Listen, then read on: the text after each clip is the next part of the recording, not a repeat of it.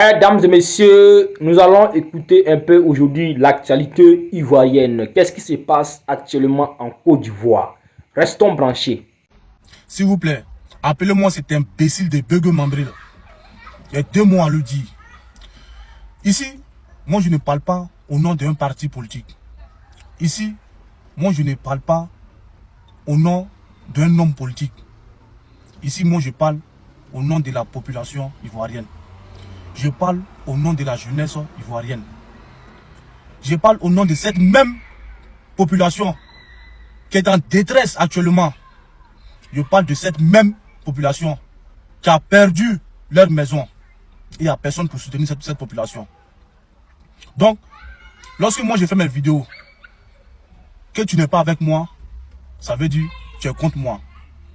Lorsque moi je fais mes vidéos, que tu n'es pas avec le peuple, ça veut dire que tu es contre le peuple. Et si tu n'es pas avec nous, c'est que tu es contre Dieu. Alors, monsieur le ministre soi-disant gouverneur, c'est-à-dire, vous, déjà, vous avez trahi la nation plus de 3 fois, de 3 à 4 fois. Vous avez trahi la nation. Et vous ne faites que continuer à trahir la nation. C'est-à-dire, vous étant le gouverneur d'Abidjan, d'après vous, hein, parce que moi, chez moi, tu n'es pas un gouverneur. Il ne sait pas ce que tu gouvernes d'Abidjan, mais il ne sait pas quoi tu gouvernes qui, mais tu n'es pas un gouverneur. Tu n'es qu'un imbécile, un maudit, c'est tout. Tu comprends? Soit disant gouverneur d'Abidjan, sous vos yeux, on casse maison de la population. Et vous ne pouvez même pas ouvrir vos bouches. Mais on le sait déjà. On le sait déjà. Mais, ne craignez pas. Ne craignez pas. Et de la manière que vous avez commencé à casser maison là, c'est comme ça moi, il serait sur vous chaque jour. Vous, monsieur le gouverneur Beugue Mambril, dites-moi, par jour, c'est combien vous mangez en Côte d'Ivoire là-bas? C'est combien toi-même tu peux manger en Côte d'Ivoire? C'est-à-dire que c'est quel argent toi tu n'as pas? C'est quel argent vous n'avez pas? Et puis vous allez, c'est-à-dire vous allez partir casser maison des gens. C'est quoi ça? Toi tu manges combien par jour? Si tu as trop mangé par jour, c'est 5 000 par jour. C'est quel argent toi tu cherches encore? Tous tes enfants sont bien placés. Mais tout ça, c'est pas suffisant. Hein. Vous continuez toujours à faire du mal à la population. Vous continuez toujours à faire souffrir la population. Mais ne vous inquiétez pas. Toi, Beugue Mambril, faut pas t'inquiéter. Toi, il paraît, il a fait mes recherches. Toi, tu es un ébrié.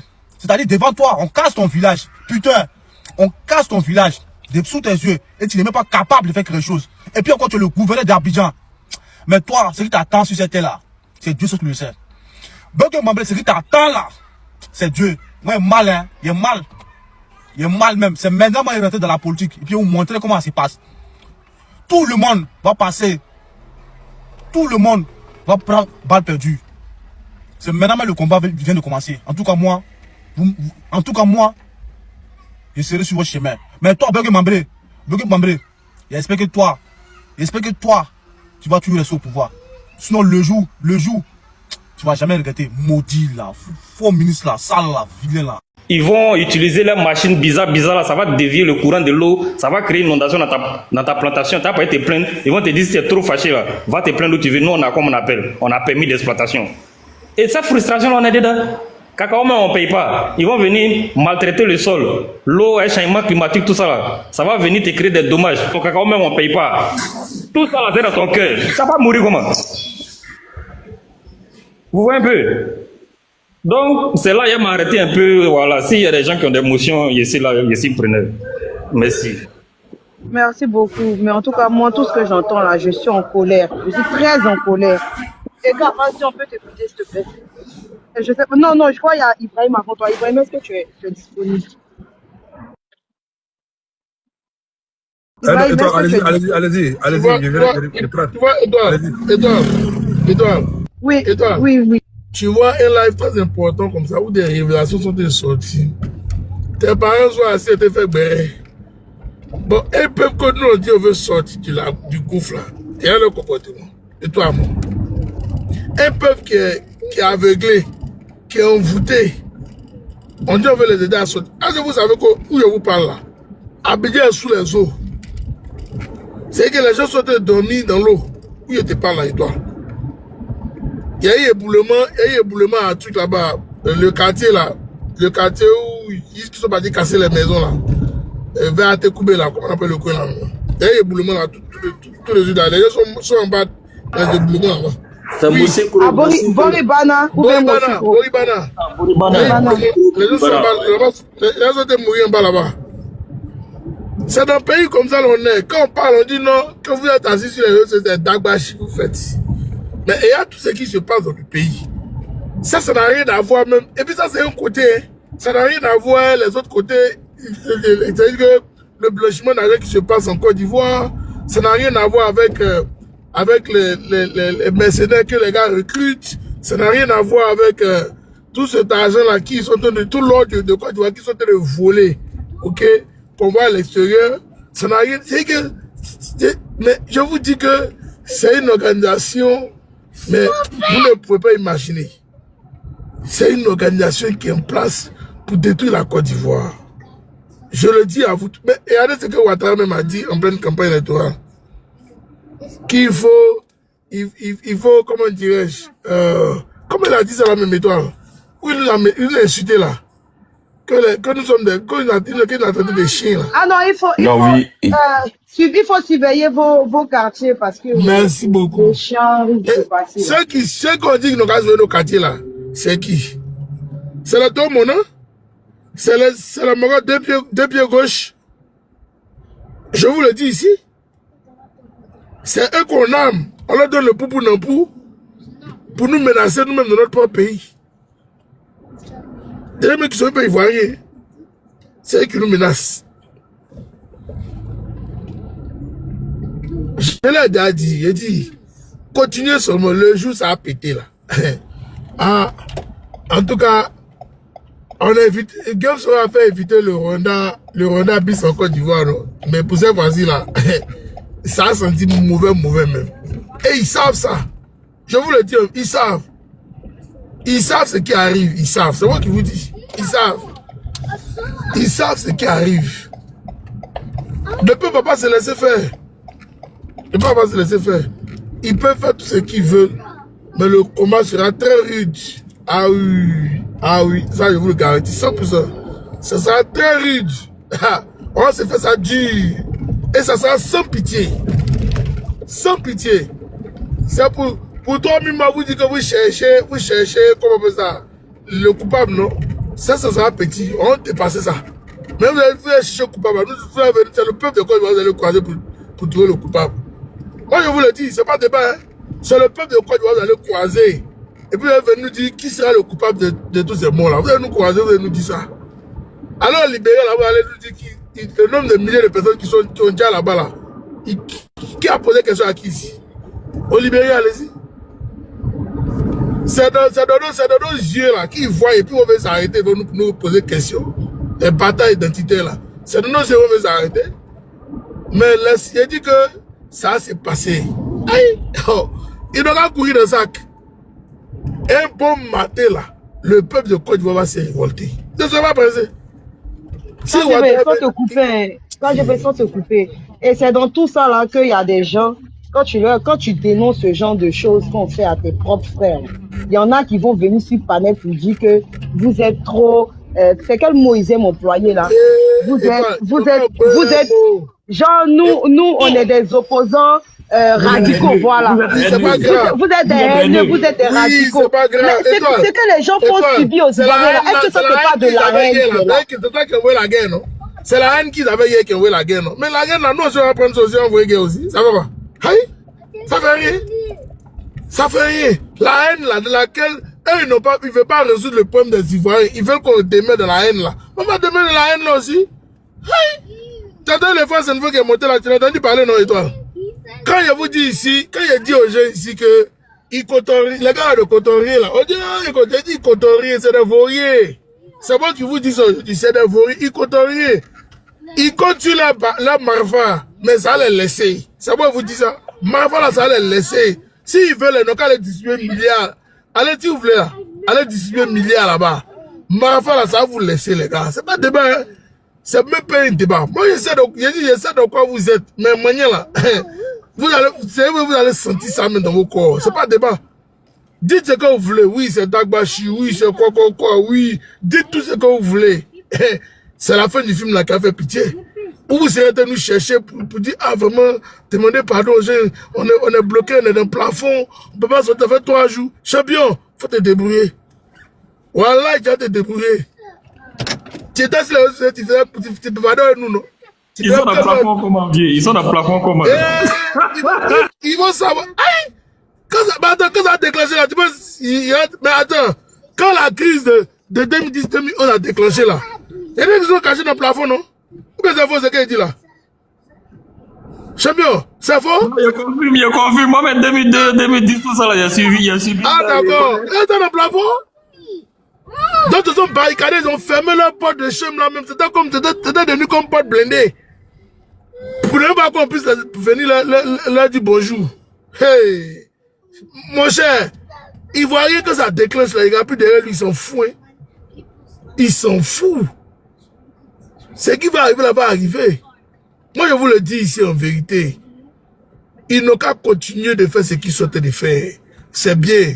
Voilà, continuez comme ça, nous ça nous plaît. Voilà. Si on vous dit que ça ne me plaît pas, c'est que vous avez menti. Moi ça me plaît. Continuez comme ça. Mais c'est la fin du film là qui a fait pitié. Je vous répète ça encore. C'est la fin du film qui a fait pitié. Parce que ce que vous êtes en train de nous faire aujourd'hui, hier vous avez crié sur tous les toits, oh Bobo c'est un dictateur, oh Bobo, Bobo vous avez crié sur tous les toits. Beaucoup de peuples même ont commencé à vous soutenir. Au jour d'aujourd'hui, vous êtes assis, c'est vous qui nous menacez. Ah bon? Tout le monde s'assoit sur les palais, vous allez rester en exil jusqu'à la fin de vos vies. Ça s'en fout là. Comme Dieu ne dort pas, on ne restera pas en exil toutes nos vies. Je le dis ici à vous tous, ce n'est pas un débat. On ne restera pas en exil toutes nos vies. Vous allez nous voir en Côte d'Ivoire, sur la terre de nos ancêtres. Vous allez nous voir là-bas. Ce n'est pas un débat. Vous courez dans le sac. Mais c'est la fin du film là. On se résigne dans vous. Je vois beaucoup de petits plaisantés là, ils sont sur le palais. Ils crient. Moi, je ris. Et toi, quand moi, je les vois là, moi, je me fais rire. Parce qu'ils ne connaissent pas l'histoire de la Côte d'Ivoire. Ils ne connaissent pas l'histoire des Ivoiriens. Les Ivoiriens sont plus bas bien que vous tous même. Vous savez pas ça. Nous, on est mal pas bien même. C'est le déclenchement seulement. Non, mais quand je vais, moi, eux là même là, moi, ils ne disent rien même fait. Moi, c'est mes propres parents. Quand je dis mes propres parents là, les propres Ivoiriens qui voient, qui savent, qui voient à quel point c'est nocif, toxique et destructeur pour notre pays là. Et qui les accompagnent, les yeux fermés, la bouche fermée, les oreilles fermées là. C'est eux-mêmes qui me remontent, mais à un point tu peux pas comprendre. Ceux-là, moi, je peux dire qu'ils sont dans les trucs en fait.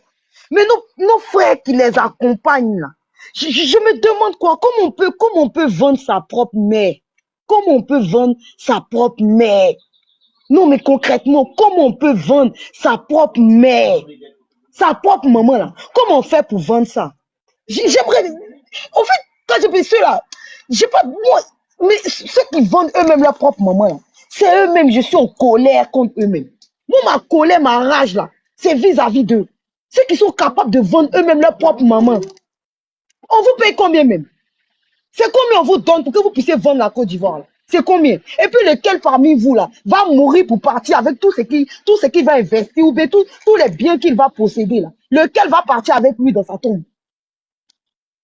Tout ce que vous volez là, tout ce qu'on vous donne pour que vous puissiez détruire vos propres frères là, qui va partir avec ça dans sa tombe? À cause de combien vous vendez votre propre mère, purée? Combien? Pour combien, les gars? Quand je vais tuer. Bon journée à tous. Oui, je vais faire un appel là. Merci beaucoup. Et toi, faut te calmer. Dieu va essuyer nos larmes. Il ne faut pas te presser. Bonjour, je peux intervenir s'il vous Je plaît. dis bien, Dieu va essuyer nos larmes. Dieu va essuyer. Voilà. Bonjour à tous. Bonjour. Vas-y. Merci de m'avoir fait. Faut tirer frein en main, faut pas filer. Sinon, tu vas avoir attention, cadeau. Tu vas avoir attention. Voilà. Je voulais intervenir. Merci à vous, moi je vais descendre. Non? Je voulais intervenir pour aborder quelques aspects. Il y a un micro qui est ouvert. Sans écho, ferme ton micro. Sans écho. Son micro. Donc,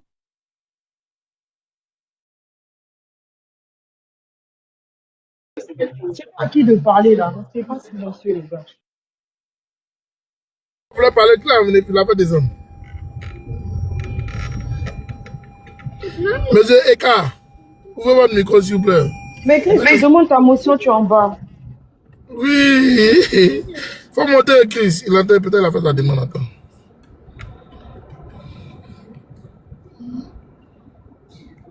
Non, mais il y a tout ça et puis les gens sont occupés à faire autre chose, quoi. Oh, ah, tu blagues. Il y a tout ça et puis les gens sont occupés à faire autre chose. Il y a tout ça dans le pays là. Il y a tout ça là dans le pays là. Oui, C'est bon, vas-y, je peux Eka. prendre la parole. Vas-y, mon frère, vas-y. Voilà, merci merci à tous. Donc en fait, je voulais juste dire des choses qui vont nous aider à comprendre la situation. En fait, on est dans un système qui est mis en place, que j'appelle un système de domination, donc de gouvernement mondial, qui consiste en fait à faire des parachutages sur tous les États du monde entier et de contrôler justement donc, les personnes qui vont être placées là, parce que ce sont des gens qui vont être, qui font allégeance à une structure mondiale, donc financière, industrielle, économique, tout ce que vous voulez. Et ce qui fait que, à partir de là, donc ça crée un ordre mondial. Et à partir du moment où ils ont justement des pions, des éléments qu'ils contrôlent, qu'ils placent à la tête des États, à travers la finance, comme je l'ai dit, et tout ça. Donc, ce qui fait que ce système-là, c'est ce qu'ils appliquent un peu partout. Et il le ramifie, il le sophistique, il l'améliore. Mais c'est pas nouveau, hein, c'est même depuis la colonisation. Justement, quand ils arrivaient dans nos villages, donc ils décapitaient, ou en tout cas, ils dégageaient les rois, les nobles, ceux qui étaient légitimes, et ils mettaient à la place, justement, des personnes qui n'avaient pas la carrue, quoi, c'est-à-dire des moins que rien, sans moralité. Donc, c'est ceux-là qui nous imposaient. Et ceux-là, ils leur faisaient allégeance, en fait, pour travailler pour leur compte. C'est le même système qui est en cours. Ils l'ont utilisé pendant la colonisation, ils l'ont utilisé pendant l'esclavage. Donc, ils n'ont pas changé leur méthode. Aujourd'hui, on va parler d'Open Society, on va parler des Osiwa, on va parler des Young Leaders. Donc, ils sont dans la même approche, en fait. C'est-à-dire qu'il y a un gouvernement mondial à partir des pantins qui sont à la tête des États, qui sont leurs chihuahuas, qui sont là pour obéir à leurs ordres, en fait. Donc, c'est dans ça qu'on est. Et c'est-à-dire qu'il y a ce qu'on appelle l'État profond, il y a toutes ces choses-là. Même dans certains pays, soi-disant puissants, comme les États-Unis, il y a ce type, on va dire, de tractation, hein, de rapport de force, où justement, donc, on veut aussi vassaliser, même là-bas, pour que ça soit la même structure financière qui aussi gère là-bas. Et comme ça, à partir du contrôle qu'ils ont sur ces États-là, ils peuvent maintenant utiliser la puissance militaire pour aller attaquer, pour aller détruire. Donc, en fait, il y a une entité puissante qui a réussi quelque part à avoir une certaine force, une certaine capacité de nuisance à travers le monde. Pourquoi je parle de ça? Je parle de ça parce que c'est la même situation chez nous. Et depuis la colonisation, tout ça. Donc, des gens comme Oufo-Boigny, tout ça, c'est pareil. Donc, quand on arrive aujourd'hui, ben, on a le même scénario, les mêmes phénomènes. Donc, on met à la tête des États, pour la plupart des étrangers. C'est-à-dire que parce que c'est mieux, puisque la personne, elle a rien à perdre quelque part, et puis elle n'a pas intérêt à remettre en cause ce que le maître blanc va lui dire. Donc, ce qui fait que il crée une espèce, si on veut, de classe dirigeante qui va être composée donc d'étrangers. Et ces étrangers-là vont être un peu comme des complices du pillage et de l'exploitation des autochtones, en fait. Donc, ils vont leur donner des privilèges, des avantages et autres, donc leur permettre, en fait, de pouvoir être l'interlocuteur du maître, donc du colon. Donc, ce qui fait qu'ils vont avoir c'est-à-dire qu'ils vont avoir des espèces de monopoles. Déjà, donc, au niveau de la politique, on va les placer. En Côte d'Ivoire, on a plein de cas, hein. Même dans l'armée, tous, on peut citer des noms, hein. Tu vois, les insous, toutes ces choses-là. Et donc, c'est organisé, c'est pas l'effet du hasard. Et sur l'économie aussi, donc, ils vont faire pareil. Donc, ils vont, par exemple, ramener les Libanais. Les Libanais vont avoir le monopole dans certains domaines clés. Mais à côté des Libanais, ils vont rajouter des frères, hein, voisins. Ça peut être des Maliens, des Nigériens. Et de eux aussi, on va leur accorder quelques privilèges, quelques avantages. C'est planifié. Donc, ça crée une espèce de conglomérat d'étrangers qui vont dominer les autochtones, les locaux. Donc, c'est comme si, en fait, ben, il s'agit qu'ils considèrent qu'ils ont tous intérêt justement à s'entendre et à contrôler tout ce qui se passe dans le pays, à maîtriser le pays, à gérer le pays pour leurs intérêts en tant qu'étrangers en fait. Donc étrangers, c'est-à-dire que blancs, arabes et étrangers noirs. Donc comme ça, ils sont en alliance, donc ça crée ces réseaux. C'est dans ça qu'on est. C'est pour ça que le problème il est très complexe et il est même pire que ce que vous imaginez. Voilà. Et vous pouvez vous en rendre compte quand on donne par exemple des marchés, que ce soit le poisson au port à tel groupe d'étrangers, on donne le bois à tel autre groupe et on donne l'agroalimentaire, la grande distribution au Liboul et autres. Et c'est ça en fait. C'est-à-dire qu'il y a une guerre qui est non déclarée, qui est menée contre les autochtones. Donc pour que les autochtones deviennent un peu comme des indigènes, hein, un peu comme les Indiens qui sont paqués dans les réserves aux États-Unis. Donc c'est ça, c'est le sort qui est prévu pour nous en fait. C'est-à-dire que nous brimer, nous priver de nous-mêmes nos ressources, de nous-mêmes les avantages. C'est-à-dire que notre propre pays, on ne doit pas bénéficier des avantages de nous-mêmes notre propre pays. Et ce qui rend ça encore plus dangereux, parce que c'est un processus qui a évolué. Ça a évolué au point où nous nous retrouvons aujourd'hui dans une situation où même c'est l'armée qui est en train d'être complètement remplacée. Donc, une fois que cet objectif-là sera réalisé, ce serait presque perdu en fait pour nous autres Ivoiriens, parce qu'on n'aura quasiment plus personne ici qui s'appuie, à moins que pour X raisons ou pour des facteurs naturels qui vont se développer, qu'il y ait une autre rébellion, quelque chose comme ça, mais ça reste quand même hypothétique et très compliqué. C'est ça en fait. Donc le problème il se pose là. Il se pose sur le fait qu'on a manipulé les gens du Nord, parce qu'on a utilisé les gens du Nord en leur donnant l'impression que ils sont la cible de leurs frères du Sud, ce qui était une manipulation, un mensonge, ce qui fait qu'ils se sont rendus coupables, complices justement de cette forfaiture-là. Parce qu'en réalité, c'est l'impérialiste qui est derrière, donc qui chapeaute tout en fait, qui est au contrôle, qui gère. Et ce qui fait que l'impérialisme a tout un panel ou toute une panoplie en fait de techniques, de méthodes, donc de manipulation, de communication, de division ethnique, politique, religieuse, toutes ces choses-là, des classes sociales, ainsi de suite. Donc on fabrique des pseudo-dirigeants et on nous les impose. Donc on est dans cette situation-là où les gens du Nord, en fait, c'est comme si on les mettait dos au mur dans le sens où on les laisse pas le choix que de soutenir Ouattara. Mais sauf que ils sont la cible prioritaire. Parce que le groupe le plus visé, le plus en danger en réalité, c'est les gens du Nord en fait. Déjà sur l'économie, on voit qu'ils sont les plus pénalisés. Mais sur le plan même, si on veut, de la sécurité tout court, hein, parce qu'ils constituent le premier danger au système. Parce que, donc, de manière culturelle, de manière historique, il reste un peuple de guerre par rapport à leur identité, à leur histoire et autres. Et comme c'est un système dans lequel on a donc la France-Afrique, on a les Arabes, ouais, puis on a les traites noirs qui sont avec eux. Et ce qui fait que pour que le système perdure et qu'ils puissent atteindre leur agenda, leur objectif, qui est en réalité le remplacement de la population, pour que ça marche, il faudrait pas qu'il y ait de la résistance en face. Il faudrait pas qu'il y ait des moyens en face qui puissent leur faire face. Donc, ce qui fait que le peuple du Nord constitue justement un vrai danger parce que le soulèvement ou la prise de conscience du peuple du Nord donc peut devenir très très menaçant pour eux parce que ils seront dans une logique donc de pouvoir vraiment se libérer et ça va aussi favoriser l'unité, c'est-à-dire que le fait finalement de s'allier aux frères du Sud. Donc tout ça fait que le Nord est une cible directe, c'est la cible prioritaire pour eux.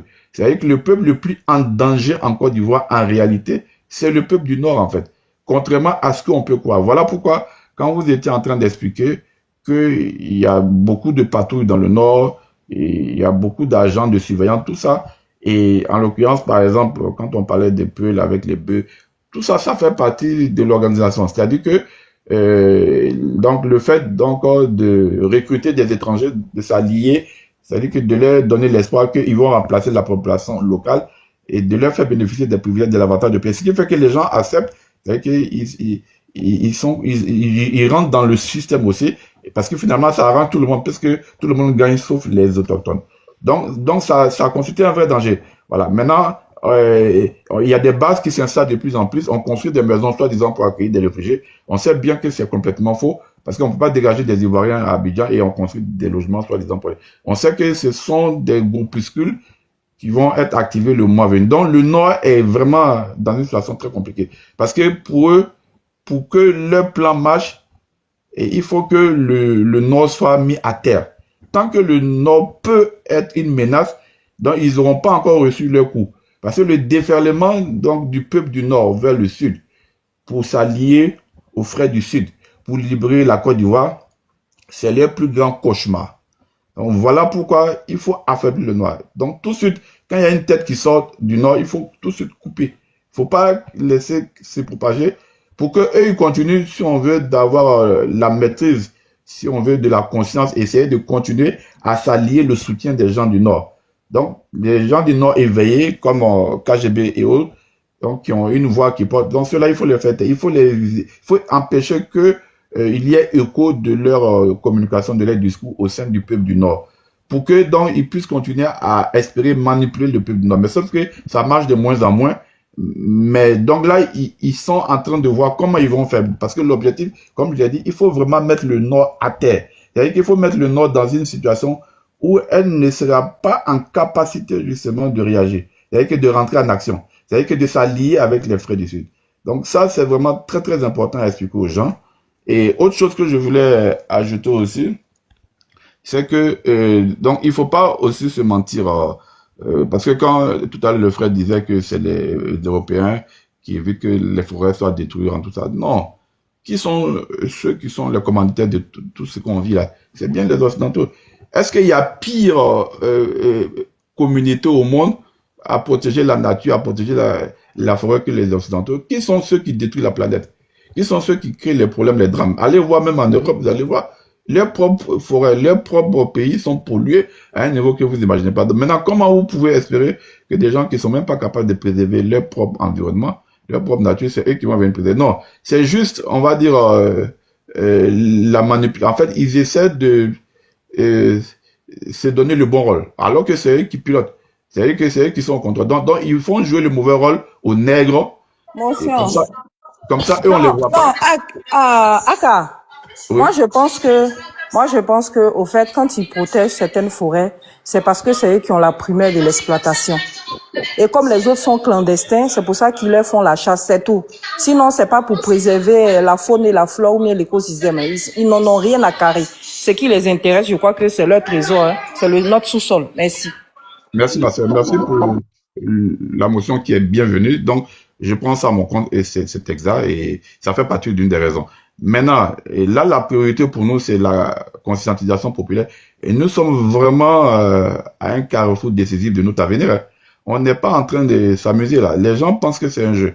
Ils veulent nous prendre en sandwich. Heureusement qu'il y a l'AES pour bloquer un peu. Parce que sinon, tout ce qu'on appelle djihadistes, ils font partie de ce vaste projet-là. Hein. C'est un système mondial. Donc, ils sont en alliance avec les Arabes. Comme toujours, hein, il faut savoir que c'est les meilleurs alliés du monde. Les Occidentaux, les Arabes, face aux Noirs, ils sont alliés systématiquement dans l'histoire. Donc là, le problème, c'est ça. C'est-à-dire que ceux qui sont en haut, là, qu'on appelle les djihadistes, les gens comme ça, ce sont des gens qui travaillent justement pour ces officines-là, pour cet agenda-là, en fait. C'est-à-dire que c'est le remplacement du peuple noir, pour que nous soyons au mieux des esclaves, c'est tout. Donc là, il faut que le peuple ivoirien prenne conscience. Donc l'AES, c'est un gage favorable pour nous, parce que ça bloque justement le défraiement des gens qui peuvent venir de là-bas. Mais sauf qu'on est infiltré de l'intérieur. Parce qu'il faut savoir qu'on a 3 à 4 millions de Libanais en Côte d'Ivoire. Donc c'est 3 à 4 millions de potentiels terreau, parce que pour la plupart, ils ont déjà fait la guerre. C'est pas des enfants de guerre, de cœur. Ils tiennent tête à Israël. Donc il ne faut pas sous-estimer les capacités de nuisance des gens. Nous sommes infiltrés de l'intérieur. Nous avons 3 à 4 millions de populations hostiles, donc qui sont nos ennemis. Ce sont des gens qui nous veulent du mal et ils font partie de l'agenda.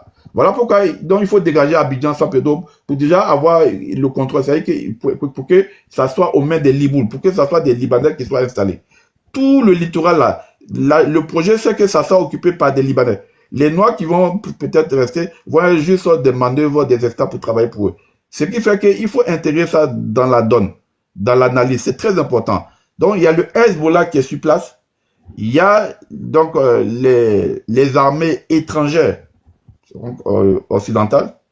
On a donc les nouveaux Ivoiriens, donc les Djoula entre guillemets, c'est-à-dire que des Ivoiriens fabriqués. Donc eux aussi, ils sont favorables à ça. Parce que ça arrange tout le monde en fait. Les seuls perdants, c'est nous les autochtones. Ce qui fait qu'on est dans plein à un niveau. Donc, l'heure est grave. C'est pour ça que c'est maintenant il faut agir. Parce que si l'armée nous échappe, puisque les chefs de guerre là, qu'on a utilisés là, aujourd'hui là, ils regrettent. Mais sauf qu'ils sont surveillés. Ils ne peuvent même pas voyager. Hein. Est-ce que vous les voyez quitter le pays là? Donc là, eux là, leur vie est en sursis. Même les chéris Ousmane, tous ces gens-là, c'est des gens qui sont à un niveau de surveillance que vous imaginez même pas. Ceux qui gouvernent là, dans l'armée là, le squelette aujourd'hui là, le pivot de l'armée ivoirienne là, qui ont les armes lourdes là, c'est pas les Ivoiriens. Hein. Si vous cherchez bien, si vous faites bien les enquêtes, vous allez voir que c'est une partie de ce qu'on appelle le GSP ou le RSP, je sais pas, un truc de Blaise Compaoré. Donc il y a une partie de ces gens-là qui sont installés, donc qui font partie justement des unités d'élite autour de la présidence. Donc, mais il n'y a pas que eux, il y a aussi justement tous ces nouveaux Ivoiriens qui ont été recrutés. Donc tous ceux-là, ils sont en train de progressivement dégager les autochtones. Mais quand il y a des autochtones là, c'est les autochtones nordistes. Hein. Il ne suffit pas de voir des noms qui se ressemblent pour penser que c'est forcément des Ivoiriens. Donc il y a toutes ces problématiques-là. Et à côté de ça, on a justement les puissances étrangères qui leur donnent la technologie, qui leur donnent les moyens de surveillance, de nous contrôler. Donc on parle donc de la France, des États-Unis, on a tout ça. Hein. Donc il suffit de voyager un peu à travers le pays pour voir qu'ils sont un peu partout. Donc ils sont en train de verrouiller. La Côte d'Ivoire est en train de devenir un peu comme si on veut une espèce de cargaison à ciel ouvert pour ces puissances étrangères-là. Et dans ça, il faut ajouter Israël, qui est dans le jeu, donc qui est aussi dans le système. Parce que pour eux, il faut que nous, on reste dans la média en tant que peuple noir. Donc ils doivent nous dominer, ils doivent avoir... Et la Côte d'Ivoire constitue vraiment un pivot essentiel, déjà de sa géographie et aussi de ses ressources. Et bref, donc je ne vais pas être plus long pour dire que l'heure est grave et il faut agir là. C'est-à-dire que ça doit être très très imminent, donc c'est urgent pour que donc ceux qui sont encore patriotes, qui sont encore dans l'armée, qui sont l'un des chefs de guerre, qui ont compris qu'ils ont été menés en bateau, avant que justement on n'ait plus de chef. C'est pour ça qu'ils ont vite fait pour éliminer des gens comme Ibé, comme Zagazaga. Parce qu'ils n'avaient pas intérêt que ces gens-là suivent. Donc, et même les gens comme les Ouattara, parce qu'ils ont vu que ce sont des autochtones et ce sont des gens qui avaient beaucoup de caractère et qui allaient clairement rejeter et s'opposer au projet parce que c'est pas pour ça qu'ils avaient pris les armes. Donc ceux-là, il fallait les faire taire très très rapidement pour éviter qu'il y ait des têtes qui émergent au nord. Et ils ne se sont pas limités sur l'aspect militaire. Ils ont élargi ça sur l'aspect politique. Donc tous les acteurs politiques qui avaient une grosse tête dans le nord, c'est pareil aussi, il faut les faire taire systématiquement. Donc tous ceux qui vont éveiller la conscience du nord, il faut immédiatement étouffer, éteindre tout de suite. La priorité absolue en Côte d'Ivoire, là, c'est pas le sud, hein, pour les gens là. Pour eux, ils ont déjà le sud, hein, pour eux, c'est le nord. Parce que le joker pour libérer la Côte d'Ivoire, c'est le nord. C'est le nord en alliance avec les frères du sud. Et comme ils savent ça, il faut empêcher ça. Donc voilà pourquoi ils sont concentrés sur le nord. Ils sont en train d'infiltrer le nord. Ils sont en train d'installer des cellules territoriales partout dans le nord. L'heure est grave, donc j'appelle tout le monde. Il faut que les Ivoiriens prennent conscience. Il faut qu'on puisse se dégager de ces vampires-là, de ces voyous-là. Donc, je le dis en connaissant de cause, je suis moi-même du Nord. Hein. Donc, voilà, merci beaucoup. Merci beaucoup. Pas de légende là, comment tu vas? Faut monter, tu es porté disparu là, tu ne veux plus monter sur les pays pour intervenir. Puis on t'a menacé au pays là-bas. Hey, bro. Vas-y, toi. Non, il y a une motion, il y a une motion. La motion, allez-y, ceux qui ont la motion. Non, quand je veux juste un bonjour. Hein. Oui, comment tu vas, mon frère? Ça va bien, toi? Je suis content de t'entendre. Ça va de il a le voisin, il parle de légende. C'est de lui de parler là. Ah, c'est ça, vous faites monter les légende partout. Il a changé son profil après le légende seulement. C'est ça, mais... Voilà, il a capable de frapper les gars sur le coin. L'Américain, là, vraiment. Les Américains, c'est des communicateurs, on va blaguer. En tout cas, pas de légumes, Joe. Je suis content de t'entendre, en tout cas, mon frère. Le son, ça tremble, faut que tu sois. D'accord, ok, il n'y a pas de ok. Merci beaucoup. Ouais. Je suis en bas, je m'écoute. Hein. Ma motion était, j'ai écouté bien, merci vraiment. Tout ce que le monsieur a dit, vraiment, il faut dire la vérité, ça fait froid dans le dos. Et c'est ce qu'on voit. Hein. ma motion est que quelle est la solution pour sauver notre pays? Parce que après tout, on est tous dans la merde en tant qu'Ivoiriens, le nord comme le sud, l'ouest. Donc, qu'est-ce qu'on doit faire, s'il vous plaît? Merci. Ok. Ok. Mais en tout cas, pour ma part, hein, excuse-moi, hein, excuse-moi. Si la question est décidée. Excuse-moi. Je pensais qu'elle me posait la question, donc... Allez-y, allez-y. Il voulait répondre, mais allez-y. Il y a le bruit celui là-bas. Ok. Donc, pour répondre à cette question, déjà, en fait, il faut pas être impressionné par tout ce que j'ai dit, parce que les solutions sont là. Donc, la première condition, c'est justement le travail que KGB, la Lyon et d'autres font, c'est-à-dire que c'est déjà d'éveiller les consciences des gens. Parce que si vous n'êtes pas informé, si vous n'avez pas ces connaissances-là, c'est-à-dire que vous n'êtes pas au courant des enjeux et du danger dans lequel on est. Donc, c'est-à-dire que vous allez vivre comme une personne normale. Donc, c'est pour ça que c'est important. Il faut déjà que la sensibilisation, le message, c'est-à-dire qu'il faut vulgariser tout ça et démasquer, démystifier, exposer ces voyous-là, ces opportunistes, pour que les gens voient que ce sont des esclaves, en fait. C'est-à-dire que ce sont de moins que rien qu'on a recruté à gauche, à droite. Donc, ils n'ont rien à voir avec nous. Il faut déjà que les gens comprennent qu'ils doivent se dissocier d'eux, parce qu'ils travaillent pour donc des intérêts qui sont pas les nôtres. Ils travaillent contre eux, il faut même le dire, c'est le cas, hein, parce qu'ils sont les bras avancés du système. C'est comme une arme, parce que le gouvernement est comme une arme qui est au service du peuple, donc que le peuple utilise pour régler ses problèmes. Mais si une arme n'est plus au contrôle d'une personne, parce que c'est une arme qui est au contrôle de nos ennemis, en l'occurrence des Libouls et des Occidentaux, ce qui fait que ce n'est plus un atout. Donc ça veut dire que soit on récupère l'arme, justement en reprenant le contrôle de notre indépendance, voilà. Mais si on doit détruire l'arme et puis remettre une autre arme en place, il faut le faire. Donc ce qui fait que là aujourd'hui, le gouvernement qui est l'arme, je symbolise, hein, donc est un problème, est un danger pour nous parce que c'est aux mains justement de nos ennemis. Donc il faut que les gens comprennent ça pour savoir que ceux-là ils sont pas là pour eux. Pour la plupart, on les recrute, ils sont dans les officines, dans les sociétés secrètes et autres. Ce sont des esclaves, ils se mettent à quatre pattes, au sens propre du terme. Et pour la plupart, ils sont dans les systèmes de Woubi, toutes ces choses-là. C'est-à-dire que c'est devant nous, les nègres, ils font les intéressants, mais dans la vie, ils sont rien. C'est-à-dire que devant leur maître, c'est-à-dire que ce sont des chihuahuas, pas plus. Je n'exagère pas du tout. Donc, il faut déjà que les gens apprennent ça, sachent ça, pour voir qu'ils sont rien, ils sont pas là pour eux, ce sont les ennemis. Ça, c'est la première chose. Donc, c'est la conscientisation, c'est le fait de comprendre tout ça. C'est le fait de comprendre qu'il y a un projet qui est mauvais pour nous, qu'on veut nous arracher le pays, c'est-à-dire qu'on veut nous rendre étrangers dans notre pays, c'est-à-dire qu'on veut faire de nous des êtres de réserve, un peu comme dans des zoos humains, comme les Amérindiens. Donc, une fois que ça s'est fait, deuxième élément, c'est l'élément justement de l'unité. Il faut que les Ivoiriens donc comprennent qu'ils ont intérêt à être unis. C'est-à-dire que moi, un BT, un Baoulé, tu as affaire à, je sais pas, à un Français, un Allemand. Je sais que le BT, le Baoulé, il a tort, mais je suis avec lui systématiquement. C'est-à-dire qu'il faut avoir une solidarité systématique, donc l'unité.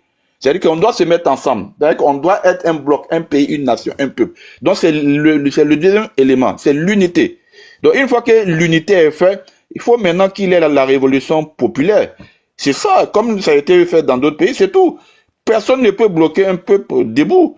Comme le disait KGB justement, c'est le peuple ivoirien qui doit prendre ses responsabilités. Mais les préalables, c'est ce que j'ai cité là. Une fois que ces préalables-là sont réunis, il faut maintenant qu'il y ait cette révolution dans tout le pays. C'est-à-dire que le pays doit se soulever pour reprendre sa liberté, pour chasser ces vauriens-là, ces vendus-là, ces gens qui travaillent pour l'Occident. Et personne ne peut bloquer ça parce que c'est l'employeur, le patron, c'est le peuple. Donc si le peuple se soulève, c'est parce que le peuple n'est pas conscient de sa force. Voilà pourquoi il faut que le peuple ait cette conscience-là pour se soulever. Une fois que ça s'est fait, le soulèvement populaire va permettre justement aux acteurs décisifs, aux acteurs représentatifs, donc aux patriotes de rentrer en action. Ça peut être l'armée, ça peut être tout ce que vous voulez, pour que justement, donc, ils prennent le contrôle et ils décident maintenant d'organiser la révolution populaire. C'est-à-dire que d'accompagner la révolution populaire. Et ça, c'est comme ça doit se passer et ça doit être des patriotes. C'est-à-dire que des préférences des militaires. Donc des militaires conscients de leur vocation d'être le squelette d'une nation, parce que c'est ça l'armée. Pour que maintenant, ils vont maintenant organiser, discipliner et prendre des décisions pour libérer, pour dégager les forces étrangères, pour mettre des règles strictes. C'est-à-dire que nettoyer, faire, un civil ne peut pas faire ça, c'est compliqué. Pour que les Ivoiriens retrouvent leur fierté, pour que les Ivoiriens, le pays revienne aux Ivoiriens, pour que donc on mette les Ivoiriens au centre dans tout en fait. Voilà. Maintenant, le quatrième élément qui doit suivre, j'ai fini là-dessus, c'est automatiquement, une fois que on a libéré le pays et que nos patriotes, donc notre armée est en position de défendre la Côte d'Ivoire, de défendre le peuple, y compris face aux menaces, parce qu'ils vont vouloir essayer c'est-à-dire que de faire échouer, c'est-à-dire que de contre-attaquer avec l'armée française, avec le Hezbollah, ils vont essayer. Donc voilà pourquoi on doit être toujours derrière l'armée et que les gens qui vont prendre le contrôle, ils doivent être des gens forts et déterminés. Et tout de suite, il doit avoir une alliance systématique, déjà avec l'AES et ensuite tout de suite avec la Russie et la Chine. C'est comme ça qu'on règle le problème. C'est-à-dire que dès que les 5 éléments là sont réunis, c'est bon. Et l'alliance va donner la capacité militaire, parce qu'au final, c'est l'armée, c'est ta puissance militaire, c'est tout. La politique suit, mais il faut que tu sois en capacité militaire, justement, de te défendre et de protéger ton territoire et ton peuple. Voilà, merci. J'ai une autre motion, si vous me permettez. Parce que, sachant bien qu'ils ont désarmé notre armée nationale, disons, j'ai 2 frères dans l'armée, aussi mes beaux. Ils n'ont pas, c'est-à-dire ils ont des armes, mais c'est pas, ils n'ont pas droit à rien du tout. Ils sont contrôlés, ils sont là comme ça figurants. Parce que c'est tous ceux qui sont ivoiriens, qui sont dans l'armée, la vraie armée nationale, ils n'ont aucun pouvoir là-bas. Et si le peuple sort, on sait ce qui se passe. Quel sera le sort de cette armée-là? Puisqu'elle n'a pas d'armes, comment elle peut venir nous défendre? Et la population aussi. Donc, vous voyez... Comment je te réponds à ça? À ce niveau-là, l'armée a les capacités, on va t'inquiéter pour ça. Ils ont formé pour tout. Ce que tu as pas dit là, ça me fait dormir la nuit là, pardon, hein, mon frère. C'est sûr de ce que tu dis là. Je suis sérieux. En fait, il y a des choses qu'on ne peut pas dire, c'est tout. Je sais. Voilà, je sais. Si tu parles même à des fois, ils ne vont pas vouloir parler au téléphone avec toi. Je sais. D'accord, je sais. Ils connaissent, ils ont été formés pour ça. Ils savent comment arrêter de se je suis contente. J'ai dit au moment opportun là. Tu me rassures, hein. Tu me donnes force la nuit là. Il dit, est-ce que quand on dit que ton frère était pas fou là, est-ce que tu as regardé dans ami de ton ami dehors là-bas? C'est ton frère qui a voulu apporter. Ah d'accord. On le sait. En fait, actuellement là, où je vous parle là, il y a des gens qui pensent qu'on est fou. Je vous dis, il y a des gens qui pensent qu'on est fou. Quand nous voyons la toile, oh monsieur là, c'est des malades, c'est des fous. C'est parce que nous, tout ce que nous on reçoit comme information là, on ne peut pas dormir. C'est ça. On n'arrive pas à... En fait, les gens ne peuvent pas comprendre la gravité de la situation. Donc, tu as commencé. Hein? Tu as commencé. Je n'ai pas compris. J'ai dit que quand nous voient là, ils te disent que nous on est fous, que nous voyons te parler sur les réseaux sociaux là. Et oh non, ceux-là c'est des malades, c'est des fous. Ils ne peuvent rien créer, il n'y a rien. Mais j'ai dit calmez-vous, Dieu est grand. Le peuple de Côte d'Ivoire va se lever. Faut pas se passer. Non, le peuple, tu sais, le peuple est conscient, hein. Comme moi sur les panels, il y a des jeunes qui montent, ils sont conscients. Ils sont voilà, il y a la peur. C'est les gens qui pensent c'est les gens qui pensent que le peuple n'est pas conscient, c'est faux, hein. Il faut qu'on juste continue. C'est que le frère a dit tout à l'heure là. Eka a dit quelque chose qui est important. C'est que l'éveil de procès que nous sommes en train de faire là, il faut qu'on continue ça seulement. Oui. Il faut continuer jusqu'à la moelle épinière. Je vous garantis 100%, ok, que le peuple même va comprendre beaucoup de choses. Et même va commencer à faire les mobilisations. On devrait presser. Chaque chose a son temps dans la vie. Je fais mon micro. Je peux rajouter quelque chose un peu ce qu'il a dit. Concernant donner la force. Merci beaucoup. Est-ce que je peux compléter ce qu'il a dit? Ce que KGB a dit par rapport à la réponse? Je complète juste parce que ce qu'il a dit c'est tout à fait exact. Je complète pour dire que la sœur, il y a plusieurs manières en fait de se fournir en âme. Donc bon, pas forcément ce qu'on pense. Premièrement, tu peux te fournir en âme sur l'ennemi. C'est-à-dire que puisque l'ennemi te désarme, mais lui il est armé.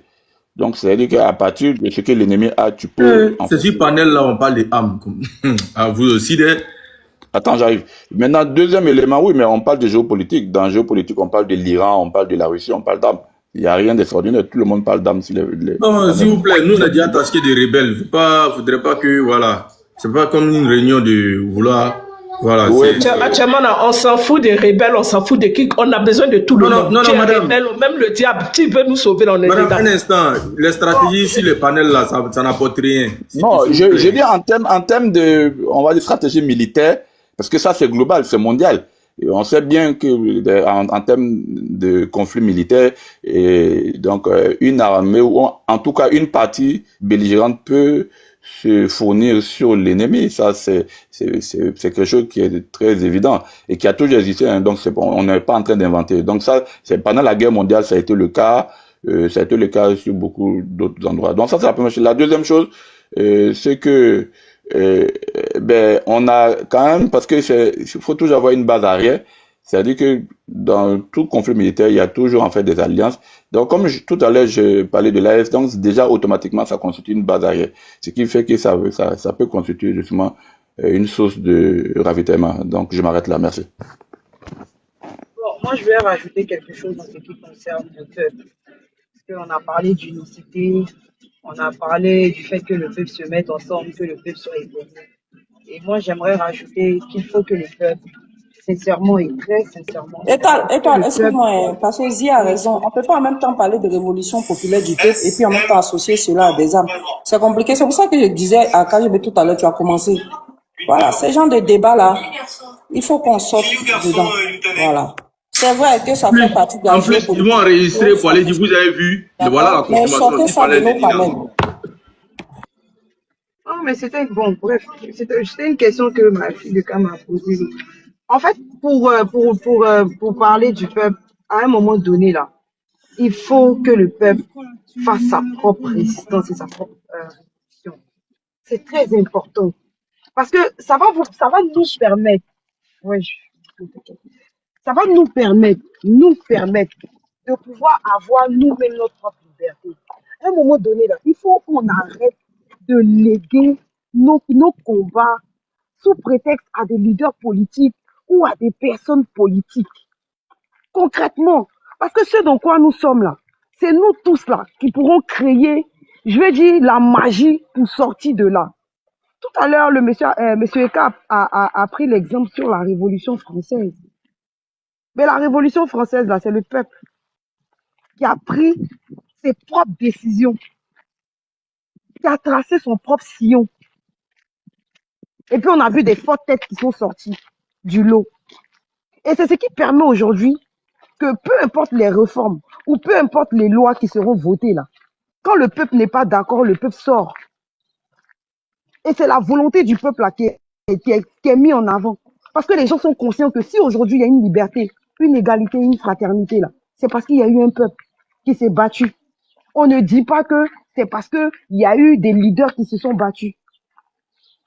Et en plus de ça, même quand il y a eu, comment dirais-je, quand il y a eu, comment on appelle ça, la Seconde Guerre mondiale, mais il y avait des lieutenants qui étaient devant, mais qui ont demandé au peuple de ne pas lâcher. Parce que c'est le peuple qui constitue le maillon le plus fort, le plus solide. Il n'y a aucune dictature de toute l'histoire de l'humanité qui résiste à un peuple qui est déterminé. Il n'y a aucune dictature. Si vous voulez, on peut sillonner toute l'histoire des guerres dans le monde. Aucune dictature n'a su résister, et Gandhi le disait si bien, aucune dictature n'a su résister à un peuple qui est déterminé. Le peuple déterminé, c'est celui qui va aller arracher sa propre liberté. Et quand le peuple arrache sa propre liberté, là, c'est le peuple qui décide de ce que son pays doit devenir. Quand le peuple arrache sa liberté, là, c'est le peuple qui dicte les lois, qui dicte les règles. C'est le peuple qui est au centre, c'est le peuple qui devient le leader. Et tous ceux qui arrivent comme des leaders devront se plier au peuple. C'est pour ça que c'est très important que le peuple puisse prendre conscience. Et c'est pour ça qu'on ne veut pas que le peuple prenne conscience. C'est pour ça qu'on bombarde le peuple avec des émissions à la télévision pour ne pas que le peuple puisse prendre conscience. Mais il faut que le peuple aussi sache que le fait de prendre cette décision-là, c'est engager l'avenir direct de nos enfants. Si on prend conscience et qu'on prend on pose les actes qu'il faut là, on protège des milliers de générations. On protège des générations entières du moins, de génération en génération en génération. On les protège. Quand il y a les histoires de guerre chez nous, par exemple, et qu'il y a des ressortissants dans nos pays. Mais attends, les gens viennent chercher leurs ressortissants, non? Pourquoi? Parce qu'ils respectent leur peuple. Et pourquoi ils respectent leur peuple? Parce que leurs peuples se sont battus pour qu'ils puissent devenir des nations. Si le peuple ne se bat pas, le peuple ne sera jamais considéré. Le peuple ne sera jamais respecté. Parce qu'un peuple qui comprend, qui connaît, qui arrache sa liberté, là, il se fait respecter. Il est fait respecter. Il impose le respect. Tout et de rien. Il y en a que ça plaise, il y en a que ça plaise pas. Mais il y a des pays, là, quand on parle d'eux avec respect. Parce qu'ils ont imposé le respect. Ils t'aiment pour les manier, les Nigériens. Ils disent, notre uranium, là, c'est nous, on gère. Il n'y a personne d'autre qui va gérer ça. Et puis ça reste dessus. Parce que les populations ont pris leurs responsabilités. Ces leaders-là n'auraient jamais pu durer dans le temps si le peuple n'avait pas compris et que le peuple ne s'était pas mis derrière eux. Je me rappelle encore, quand Assimi Goïta est arrivé au pouvoir, quand les gens ont commencé à vouloir parler, 2 millions de Maliens sont sortis dans la rue. Ils ont tous reculé. 2 millions de Maliens dans la rue, ils ont tous reculé. Idem pour le Niger, idem pour le Burkina. Quand ils ont commencé à vouloir attaquer leur leader, le peuple s'est levé comme un seul homme. Ils sont sortis. Les gens étaient prêts à faire ce qu'ils avaient à faire. Mais ils ont reculé. Pourquoi? Parce que les populations avaient compris que c'est ça la réelle liberté. La vraie liberté commence déjà par le peuple. C'est le peuple qui doit prendre conscience. C'est le peuple. En fait, je mets toute la responsabilité sur le peuple parce que c'est le peuple qui vit tout. C'est le peuple qui vit tout. Quand la vie devient chère, c'est le peuple. Quand l'électricité devient chère, c'est le peuple. Quand on ne peut pas se loger, c'est le peuple. Quand on ne peut pas se soigner, c'est le peuple. Et quand je parle du peuple, là, je parle des plus faibles, parce que c'est eux qui sont les plus opprimés. Ne restez pas là pour dire non, parce qu'on est opprimé, on n'est pas une force. Non, au contraire. C'est parce que vous êtes opprimé que vous êtes une force. Et ceux qui vous oppriment là, ils vous oppriment parce qu'ils ne veulent pas que vous preniez conscience que vous êtes une puissance, que vous êtes une force, que vous avez la capacité de changer les choses.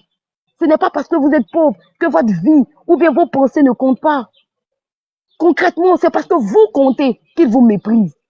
Donc il faut que le peuple prenne conscience. Et c'est à partir de là qu'on va vraiment toucher ce qu'on appelle la liberté. Il faut que le peuple récupère ce qui lui appartient de droit. Parce que tout ce qu'on dénonce aujourd'hui là, ce sont les mêmes personnes qui subissent les mêmes choses. Les mêmes ceux qui sont en bas qui subissent les mêmes choses. Les mêmes populations. Les mêmes personnes. À un moment donné là, tant que tu es assis et que tu te tournes les méninges là, tu ne pourras jamais trouver de solution à ton problème. Il faut avoir, je ne dirais même pas beaucoup, une once de courage. Une once de courage. Quand tu commences à te lever toi-même pour changer ta vie là, toi-même tu vois que Dieu envoie des personnes sur ta route pour t'accompagner dans ta lutte. Parce que Dieu n'aide pas les faibles. Dieu n'aide pas ceux qui s'appésantissent qui s'apitoient sur leur sort. Donc vous avez vu quelqu'un rester chez lui à la maison, pleurer chaque jour et trouver une solution. Cherchez, vous trouverez. Frappez, on vous ouvrira. Demandez, on vous donnera. Il faut que le peuple prenne ce qu'il a, ce qu'on lui a pris. Il faut qu'on reprenne. Il faut que vous récupériez ce qu'on vous a pris. Parce que tant que vous n'allez pas le faire là, les mêmes vont continuer de vous opprimer. Les mêmes vont continuer de vous regarder de haut et les mêmes vont continuer à subir. Parce que ça ne va jamais changer. Tant qu'on n'investe pas, on n'invente pas le cycle, ça ne va jamais changer. On va toujours dénoncer, on va toujours parler. Mais tant que le peuple n'a pas pris conscience, tant que les gens ne sont pas prêts à poser les pas, à faire ce qu'il faut là, on va faire panel de lundi jusqu'à lundi, de 1h à 2h, de 2h à minuit, de minuit à minuit, de minuit à minuit. Il n'y a rien qui va changer. Il n'y a rien qui va changer. Même un enfant, je vais chuter sur ça. Quand tu mets ton enfant au monde et que ton enfant commence à marcher là, toi tu as envie que l'enfant marche. Mais quand tu fais un pas, il retombe. S'il reste assis là, il ne pourra jamais comprendre ou il ne pourra jamais marcher. Mais quand il fait un pas, il tombe, il se relève encore et puis il fait un autre pas. Il tombe, il se relève encore et puis il fait un autre pas. C'est pas parce qu'on a essayé que ça n'a pas marché que tout est terminé. Il n'y a jamais rien qui est terminé dans la vie. En tout cas, tant que tu ne cèdes pas, tant que tu n'abandonnes pas, il n'y a rien qui est terminé. On ne va pas passer tout notre temps à souffrir et se taire sous prétexte qu'on attend un Messie qui va quitter quelque part pour nous sauver. Ça n'existe pas. C'est des mythes. Tous les peuples qui se sont libérés là, ils se sont libérés eux-mêmes. Commençons par les États-Unis jusqu'au dernier. Eux-mêmes se sont libérés. Ils ont été aussi colonisés. Il a fallu qu'ils se lèvent pour se battre. Les Chinois, pareil. Il a fallu que les gens se lèvent pour se battre. Alors, tant qu'on ne va pas se lever pour nous battre, on va toujours subir. Et de génération en génération, on subira ad vitam aeternam. J'ai fini. Ok. Ok. Il y a une dame qui avait posé la question. Quand elle est montée, j'ai pas pu identifier son nom là. Je sais pas si c'est elle qui est là. C'est moi, c'est fille de Kama. Ah d'accord. Est-ce que vous pouvez répéter votre question parce que j'ai perdu ça de vue un peu là. Voilà, la question était que... Mais vous avez répondu, je crois. Non, c'est KGB qui a répondu. Je voulais répondre et puis à ma fille là qui m'a embêté. Ah non, en fait, c'était pour dire, puisque que notre armée nationale n'a pas d'âme, elle n'est pas, voilà, elle est désarmée, comment elle peut se lever, protéger la population, faire front à ces terreaux, voilà. J'ai cru que la question était, qu'est-ce que nous devons faire maintenant, qu'est-ce qu'on doit faire? Oui, mais vous avez répondu. Maintenant, si vous voulez argumenter, on écoute, hein, c'est toujours intéressant. Oui, hein, oui, effectivement. Moi, en fait, cette question-là me ramène du fait de l'ingratitude des Ivoiriens.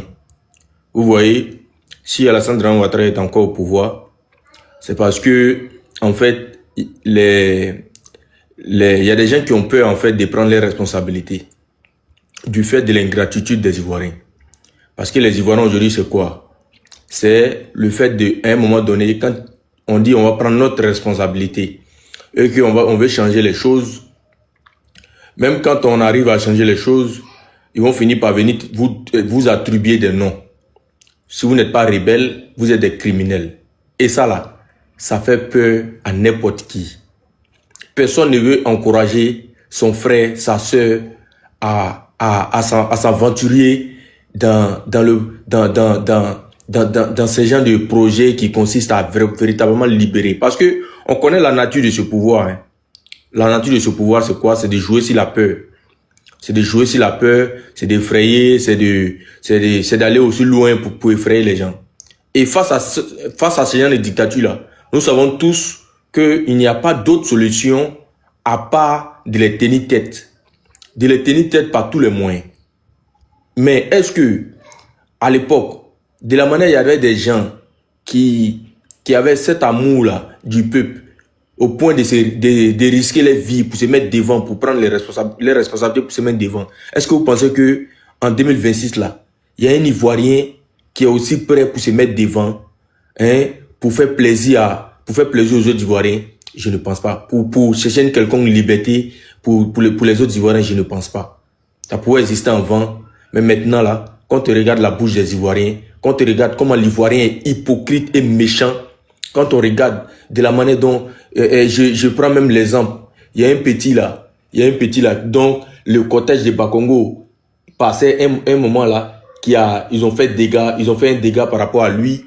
Et voilà, le petit est sorti, il a pleuré sur la toile, hein, voilà, je suis pauvre, ma maman est pauvre, et tout ça, toi Bakongo tu es riche, voilà ce que tu fais. Mais quand le petit a été reçu par Bakongo, je vous rappelle que tout récemment, le petit est sorti, il a fait une autre vidéo. Il a dit, tous ceux qui ont partagé sa vidéo où il pleurait là, qu'il pensait qu'il pouvait récupérer ça pour faire tomber le pouvoir. Que lui, c'est un petit doula, hein. Lui, il est un petit doula. Donc là, et il ne peut pas lui le manipuler. Que nous là, parce que c'est nous, on a publié la vidéo et on a fait des panels même là-dessus pour dire c'est méchant.